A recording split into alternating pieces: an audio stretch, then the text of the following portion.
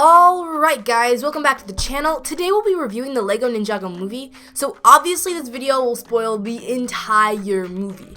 So if you haven't seen it yet, go watch it and then come back and finish this video. With that out of the way, remember everything I say in this video is just my opinion. You do not have to agree with my opinion, it's just my opinion. Don't forget to like and subscribe if you enjoy it.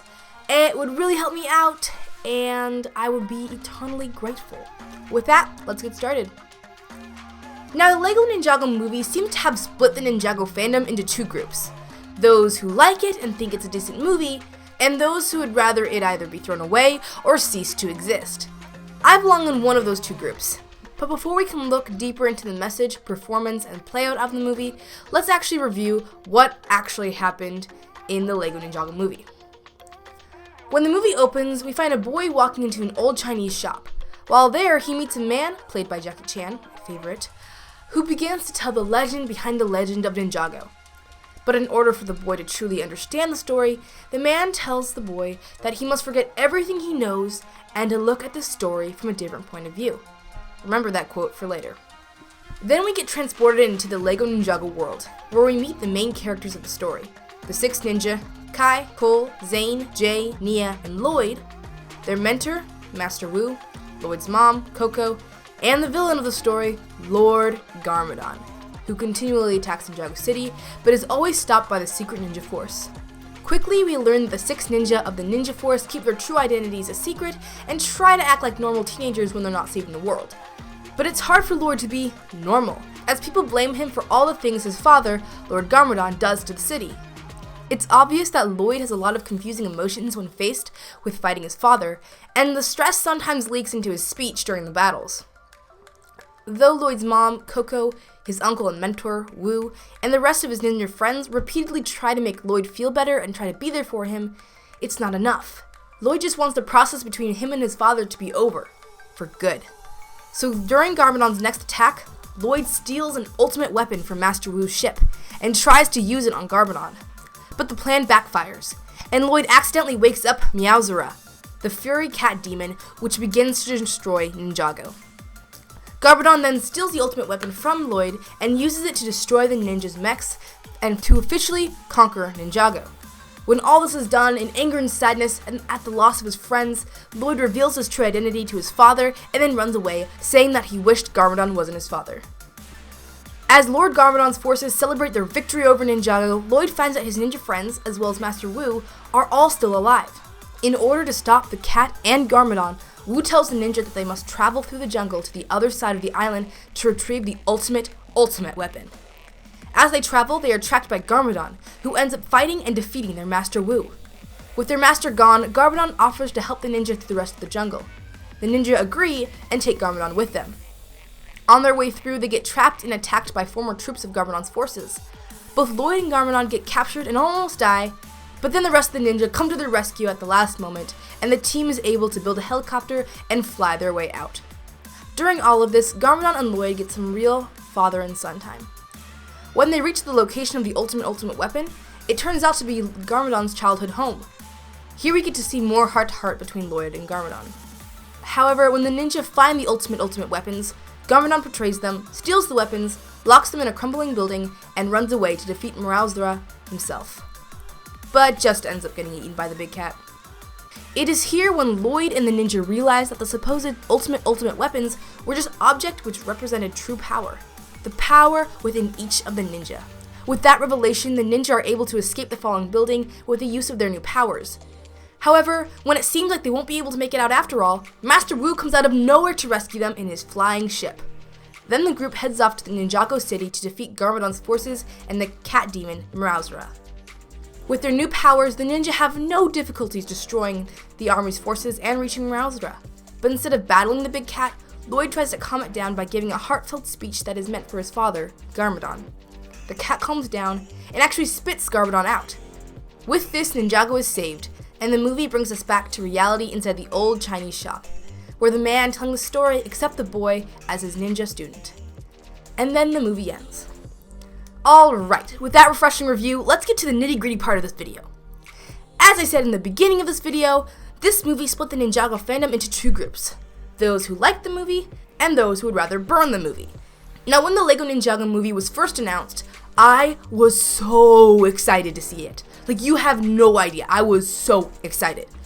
Of course, as any respectable fan of Ninjago, I had watched all the previous Ninjago seasons from the pilots all the way to season 7's Hands of Time. At the end of season 7, we saw Wu get lost to time, and the ninja set off with their mission to find their master. With that, I was excited to see if the movie would be about them trying to find their master in a race against time before it was too late. At least, that was my idea of what the movie could possibly be about. However, when the first trailer for the Ninjago movie came out, I had to take a step back for a minute and think, okay, alright, this is a little different, but I would not release my hope that this could be a good movie. I kind of shrugged off the new designs. I guess you can say I expected them to be different somehow. I mean, it was a movie, and they always change what the people look like when it's a transfer from a show into a movie, so I didn't mind the changes much. With the appearance of Garmadon, who was in fact dead in season 7, I thought perhaps time travel was accidentally bringing people from both the future and the past into the present, and now the ninja have to fix it. Okay, I thought that might be an interesting idea. I had no idea how it was going to play out, but a reasonable idea, I suppose. And then the movie actually came out.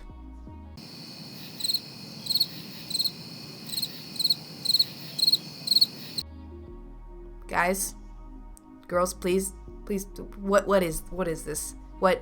My mind, just please explain. I was so confused. I could not believe my eyes when I saw the movie.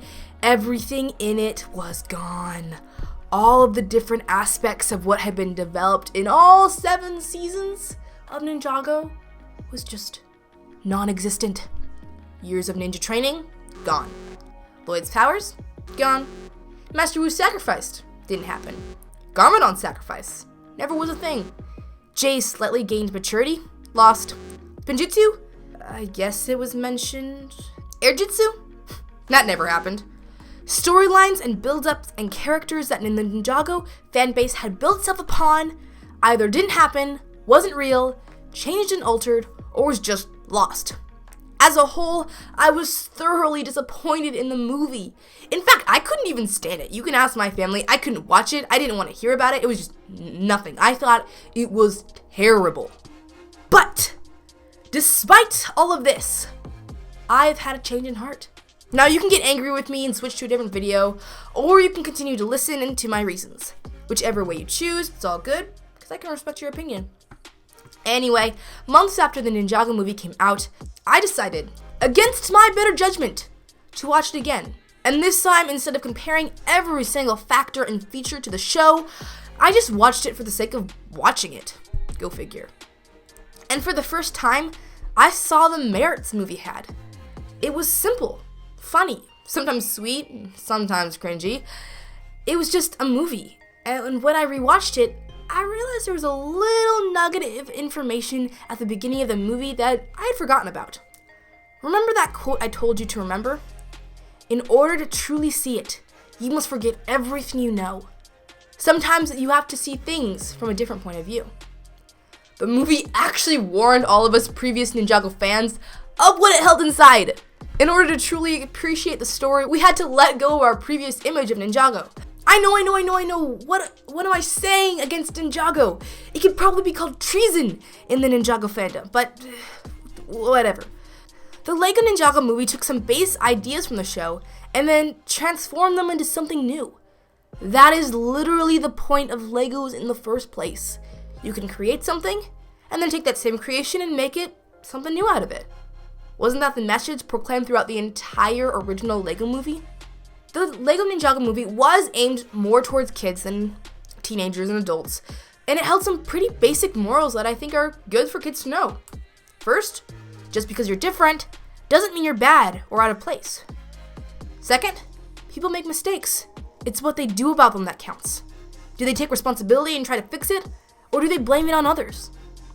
Third, people are going to wrong you in your life, but you can rise above the hurt and forgive them. These are just 3 messages that are so good and give the movie meaning and a point. Now, I am not comparing the Ninjago movie with the Ninjago seasons. I personally think that the Ninjago seasons are way better, but the Ninjago movie by itself is a good kids movie. I will never rank the movie against the other seasons though, because in my mind at least, they are two completely different things.